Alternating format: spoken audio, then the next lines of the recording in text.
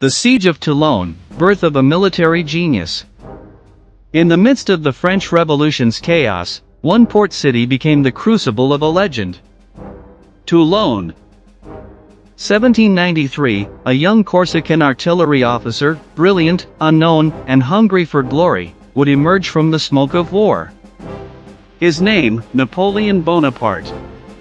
Today, on Napoleon Footsteps, we take you into the siege that transformed a promising soldier into a rising star of military genius.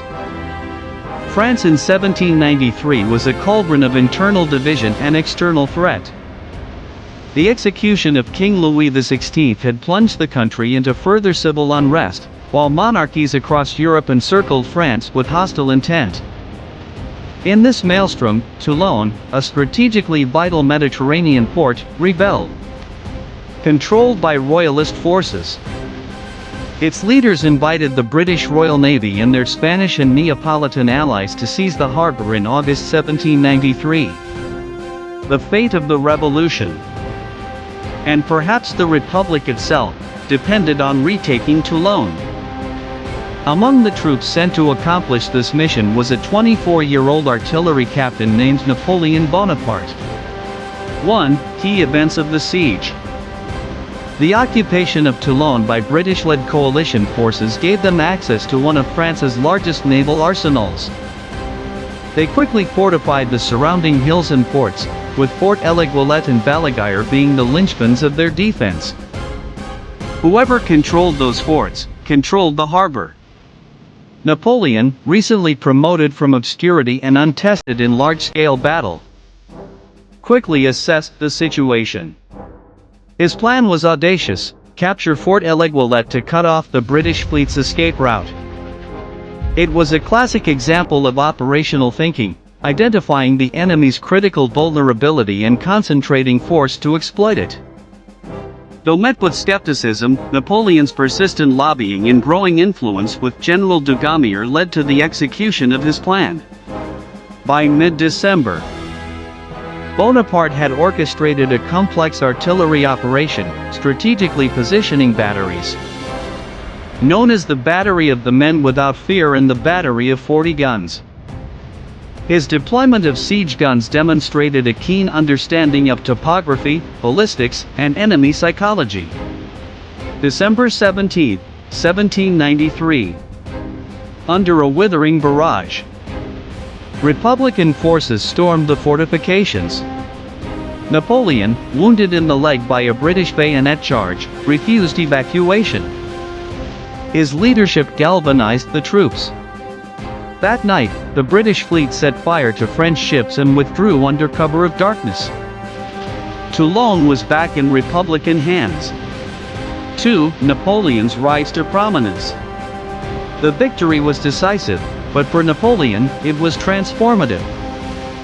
His tactical brilliance and fearlessness caught the attention of senior leaders, including Paul Barras, a member of the Committee of Public Safety. Napoleon was promoted to brigadier general, an extraordinary ascent for someone so young. But what truly marked Napoleon apart were his innovations. He revolutionized the application of mobile artillery, anticipating Napoleonic warfare's emphasis on speed and firepower. His ability to combine psychological warfare with kinetic strikes made him both feared and admired. The Siege of Toulon was more than a victory. It was a prototype of the Napoleonic doctrine. Swift, focused, audacious. 3. Controversies and lesser-known facts. History rarely comes without its shadows. Following the Republican recapture, mass executions of royalist sympathizers ensued. Hundreds were guillotined or shot in the infamous reprisals. Though not directly involved, Napoleon's silence on these atrocities has long raised questions. And there were moments when history could have ended differently. During the assault, a British countercharge nearly cost him his life. He was saved by the quick action of a fellow soldier, a forgotten name in the annals of history. Furthermore, while Napoleon's contribution was pivotal, others like General Jacques-François Dugommier provided essential leadership. Napoleon may have drawn the map, but it was de Gaumier who cleared the path. 4. Toulon's legacy in Napoleon's career. Toulon was Napoleon's proving ground.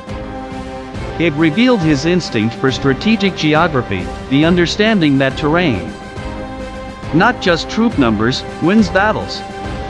It showcased his ability to integrate logistics, morale, and tactical execution into a coherent whole. More importantly, it set in motion his rapid ascent. Within 3 years, he would command the army of Italy. Within 6, he would seize power in a coup d'état. The road to Austerlitz, Jena, and beyond began at Toulon. Toulon was not merely a military engagement. It was the ignition point of one of history's most extraordinary careers. From the ruins of a rebellious port city, a leader emerged whose vision and violence would redraw the map of Europe. As cannon smoke cleared from Fort L'Aiguillette, a new force in world history had been born. His name would echo in the chambers of emperors and revolutionaries alike.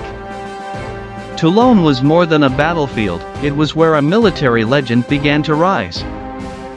From an obscure artillery officer to a name that would shake Europe, Napoleon's journey started here. If you enjoyed this deep dive into history, don't forget to like, subscribe, and ring the bell so you never miss a moment on Napoleon Footsteps, your gateway into the life and legacy of the Emperor. Join us on the next campaign. History marches on.